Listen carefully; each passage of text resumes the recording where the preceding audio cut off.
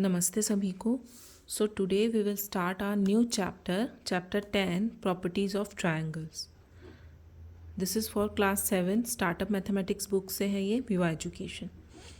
Properties of triangles, ये already आप कुछ बेसिक प्रॉपर्टीज़ जो हैं वो ऑलरेडी जानते हैं अबाउट ट्रायंगल्स, जो आप ऑलरेडी क्लास 6 में पढ़ चुके हैं. बट यहाँ पे आपको सिर्फ एक बेसिक नॉलेज होनी चाहिए ट्रायंगल्स की कि इनकी जो साइड्स होती है, एंगल्स होते हैं, उनमें क्या रिलेशनशिप होता है. और एंगल सम थ्योरी भी आपकी इसी में आने वाली है और इसी के बेसिस पे आपकी सारी एक्सरसाइज 10.1 बेस्ड है. तो पहले हम 10.1 के रिगार्डिंग ही कुछ पॉइंट्स डिस्कस करेंगे. ओके. तो प्रॉपर्टीज़ ऑफ ट्रायंगल्स में, triangle is a simple closed curve formed by 3 line segment. आपको पता है कि ट्रायंगल 3 लाइन सेगमेंट का बना हुआ क्लोज्ड फिगर होता है. ठीक है. 3 लाइन्स होती है इसमें, 3 साइड्स होती हैं, 3 एंगल्स होते हैं.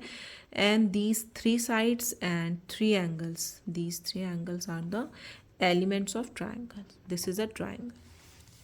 Now classification of triangles according to sides. Sides के अकॉर्डिंग ट्रायंगल्स कितने टाइप्स के होते हैं. Scalene triangle. स्केलिन क्या होता है. Triangle having no two sides equal. उसकी जो कोई भी 2 साइड्स होती है ना, वो इक्वल नहीं होती है. तीनों साइड्स की जो वैल्यू होती है वो डिफरेंट डिफरेंट होती है साइज. और ये और ये 3 sides are different. Scalene. Isosceles. और triangle having any 2 sides equal. इसमें कोई भी 2 साइड्स इक्वल हो सकती है. मैंने यहाँ पर अभी ये वाली 2 मेंशन किए, ये और ये नीचे वाली भी हो सकती है, ये वाली और ये वाली भी हो सकती है. बट 2 साइड्स, एटलीस्ट 2 साइड्स उसमें क्या होगी, इक्वल होगी. तो ये हो जाएगा आपका isosceles triangle. Now third is equilateral triangle. ये सभी को पता है. Triangle having all the 3 sides equal, जिसकी तीनों साइड्स क्या होती हैं, इक्वल होती हैं, वो होता है equilateral triangle. Now the classification of triangle according two angles. Angles के अकॉर्डिंग ट्रायंगल्स कितने टाइप्स के होते हैं. Acute angle triangle, that means the angle value is less than of 90. A triangle having all 3 angles acute less than 90.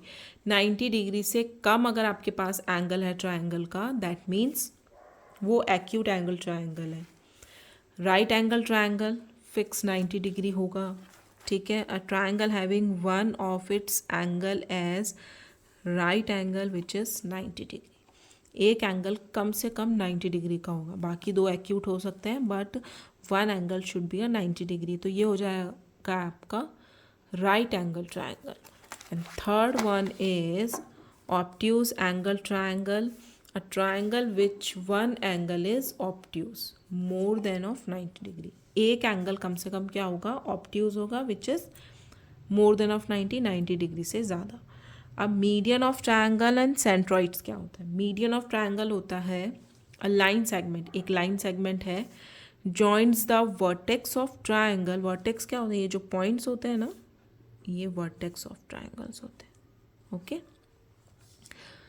Line segment होता है जो join करता है the vertex of the triangle to mid points of the opposite sides. अब ये वाला जो vertex है ए का, ये किस पे मीडियन डालेगा, अपोजिट साइड पे. इसके अपोजिट साइड है बी और सी. ठीक है. ए बी सी एक ट्रायंगल है. ए इज़ द वर्टेक्स, इसकी अपोजिट साइड है बी और सी. तो ये मीडियन डालेगा. मीडियन का मतलब होता है मिड पॉइंट. बी और सी लाइन का जो मिड पॉइंट होगा ना, ये वहाँ जाके एक लाइन सेगमेंट ड्रॉ करेगा, जॉइन करेगा. मतलब वर्टेक्स को अपोजिट साइड के साथ में जॉइन करना.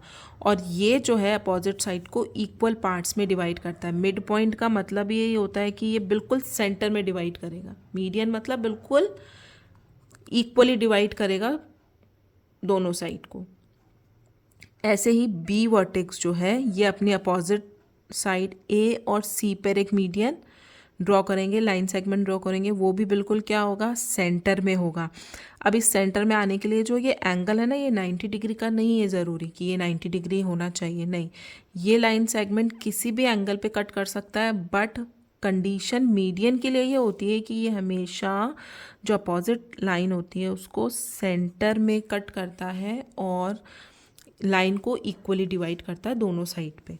The point of the intersection of the medians G is known as the centroid. और इन तीनों वर्टेक्स से अपोजिट साइड पे जो लाइन सेगमेंट आता है, ये तीनों एक मिड पॉइंट पे मिलते हैं ट्रायंगल में, इसको बोलते हैं सेंट्रॉइड्स। ठीक है, मीडियन से जो सेंटर में पॉइंट बनता है ये बनता है सेंट्रॉइड।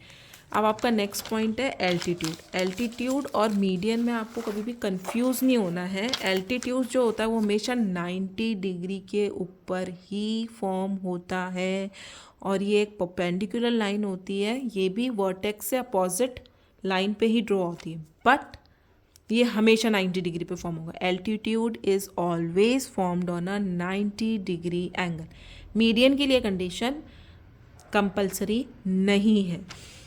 देखिए एल्टीट्यूड ऑफ ट्रायंगल क्या होता है, and the ortho centre. Altitude की वजह से जो सेंटर बनेगा वो ऑर्थो सेंटर है, और मीडियन की वजह से जो सेंटर फॉर्म होता है वो होता है आपका centroid. The perpendicular drawn from the vertex to the opposite side of a triangle. Same वही लाइन है, वर्टेक्स से अपोजिट साइड पे एक परपेंडिकुलर ड्रॉन होगा, परपेंडिकुलर ड्रॉन होगा। दैट मीन्स परपेंडिकुलर का मीनिंग यही होता है 90 डिग्री एंगल पे ही वो लाइन जो है फॉर्म होगी। It is called a altitude. Median में ये लाइन मेंशन नहीं है, देखिए आप, परपेंडिकुलर वर्ड कहीं पे मेंशन नहीं है, सिर्फ एक लाइन सेगमेंट है जो कि जॉइन करता है वर्टेक्स एंड अपोजिट साइड को। और ये लाइन सेगमेंट सिर्फ और सिर्फ अपोजिट जो लाइन होती है, जो अपोजिट साइड होती है, उसको बीच में से कट करता है, बिल्कुल मिडिल में से इक्वली दोनों साइड जो होती है वो इक्वल रहती है। अगर ये 6 सेंटीमीटर की लाइन है तो जो मीडियन आएगा वो 3 सेंटीमीटर इधर और 3 सेंटीमीटर इधर, उसके लिए देयर इज़ नो कंडीशन कि वो परपेंडिकुलर हो। ठीक है, but in case of altitude is always drawn at a perpendicular point, 90 degree point. Perpendicular का मतलब होता है 90 degree. So altitude is form at 90 degree. देखिए ए वर्टेक्स से जब BC के ऊपर एक परपेंडिकुलर लाइन आ रही है, it is a 90 degree angle form हो रहा है, इसका मतलब होता है 90 डिग्री। बी वर्टेक्स पे जब आप AC, अब ये देखिए ये इक्वली नहीं डिवाइड करा, इधर कम है और इधर ज़्यादा लाइन आ रही है, तो ये मीडियन तो हो ही नहीं सकता है, ये क्या है आपका एल्टीट्यूड है। और इसी तरह के क्वेश्चन पूछे जाते हैं कि एल्टीट्यूड बताइए और मीडियंस बताइए। ठीक है, अगर इक्वली डिवाइड कर रहा है मीडियन और 90 डिग्री पर डिवाइड कर रहा है एल्टीट्यूड। इसमें भी आप देख लीजिए, सी वर्टेक्स से AB साइड पे हमने एक परपेंडिकुलर लाइन खींची है विच इज़ 90 डिग्री। ओके, तो ये हो गया आपका एल्टीट्यूड। और जहाँ पे ये तीनों वर्टेक्स की लाइन परपेंडिकुलर लाइंस मिलती है, ये होता है ortho centre, the point of intersection of altitude. Altitudes जहाँ मिलते हैं वो पॉइंट कहलाता है आपका ऑर्थो सेंटर। अब exterior angle of triangle and it's relation with interior opposite angle. इसमें आपको ये ध्यान रखना, एक ट्रायंगल है ABC, अगर हम C को थोड़ा सा आगे की तरफ बढ़ाते हैं तो यहाँ पे एक B और D लाइन बन गई है।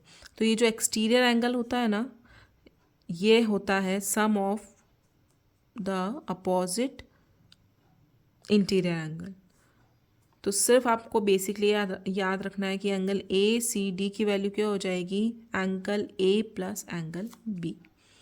Exterior angle is equals to the sum of two इसके जस्ट सामने वाले जो इंटीरियर एंगल्स है ना, उनको कंसिडर करना है आपको। जो एक्सटीरियर एंगल के जस्ट अपोजिट साइड में इंटीरियर एंगल्स हैं उनको आपको कंसिडर करना है, और इन दोनों का सम होता है एक्सटीरियर एंगल्स के सम के एक्सटीरियर एंगल, इन दोनों का सम होता है एक्सटीरियर एंगल। तो नेक्स्ट है sum of 3 angles of triangle. अभी हम पढ़ चुके हैं कि ये ट्रायंगल है, the sum of 3 angles of triangle is 180 degree होता है। Sum of 3 interior angles of triangle is 180 degree. तो बेसिकली हम ये बोल सकते हैं कि अगर आपको कोई 2 एंगल गिवन है तो आप तीसरा इजीली फाइंड आउट कर सकते हैं, क्योंकि तीनों का सम कितना होता है, 180 डिग्री होता है, और इसको हम बोलते हैं एंगल सम थ्योरी। और कुछ क्वेश्चन आएंगे आपके इससे बेसिस, इसको हम बोलते हैं एक्सटीरियर एंगल थ्योरी और प्रॉपर्टी, एक्सटीरियर एंगल प्रॉपर्टी और एंगल सम प्रॉपर्टी। तो इन अन इक्विलेटरल ट्रायंगल में जितने भी एंगल्स का मेजरमेंट होता है 60 डिग्री, क्योंकि तीनों जो साइड्स होती है वो इक्वल होती है। आइसोसेलेस में आपकी दो साइड्स जो होती हैं वो इक्वल होती हैं। तो in isosceles triangle the angle opposite equal side, equal sides के अपोजिट जो एंगल्स होते हैं ना वो दोनों इक्वल होते हैं। जैसे ये वाली और ये वाली साइड आपकी क्या है, आइसोसेलेस ट्रायंगल में ये दोनों साइड्स इक्वल है, तो इनके सामने अपोजिट साइड्स वाले जो एंगल है ना, ये वाला और ये वाला दोनों इक्वल होंगे। अगर इसकी वैल्यू गिवन है तो इसकी आप इजीली फाइंड आउट कर सकते हैं। ये x है तो ये भी कितना होगा, x ही होगा। और स्केलिन ट्रायंगल में no two angles are equal, कोई भी दो एंगल इक्वल नहीं होते हैं। तो इन प्रॉपर्टीज से आपकी एक्सरसाइज 10.1 सॉल्व होगी। तो in next video we will discuss exercise 10.1. Thank you.